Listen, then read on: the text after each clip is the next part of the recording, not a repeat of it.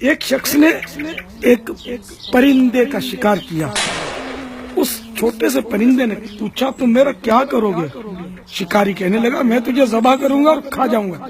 وہ پرندے نے کہا کہ میں بہت چھوٹا ہوں، تم اگر مجھے کھا بھی لوگے تو تمہارا کچھ بھی نہیں ہوگا، بھوک بھی نہیں مرے گی تمہاری.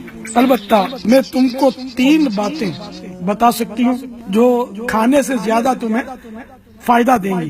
پہلی بات تو میں تمہارے ہاتھ میں ہی بتا دوں گی، جبکہ دوسری بات اس وقت بتاؤں گی جب تم مجھے چھوڑو گے اور میں درخت پر جا کر بیٹھ جاؤں گی، اور پھر اس کے بعد تیسری بات اس وقت بتاؤں گی جب میں پہاڑ پر ہوں گی. اس شخص نے کہا پہلی بات بتاؤ. اس پرندے نے کہا گزری ہوئی بات پر افسوس نہ کرنا. اس نے اسے چھوڑ دیا. جب وہ درخت پر بیٹھ گیا تو پرندے نے کہا جو کام نہیں ہو سکتا اس کے ہونے کا یقین مت کرنا. پھر وہ اڑ کر پہاڑ پر جا بیٹھا اور بولا اے بدنصیب، اگر تو مجھے ذبح کرتا تو میرے پوٹے میں سے 100 گرام کے 2 سچے موتی نکلتے. یہ سن کر شکاری افسوس ملتے ہوئے کہنے لگا ہائے اب کیا ہوگا، اب مزید کچھ بتا.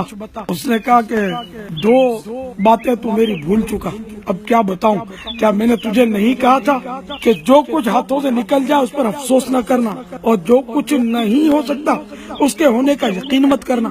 میں تو گوشت، خون اور پروں کا مجموعہ ہوں، سب ملا کر بھی میرے پورے وجود کا وزن 100 گرام بھی نہیں ہے. 100 گرام کے 2 موتی مجھ سے نکل کیسے سکتے ہیں؟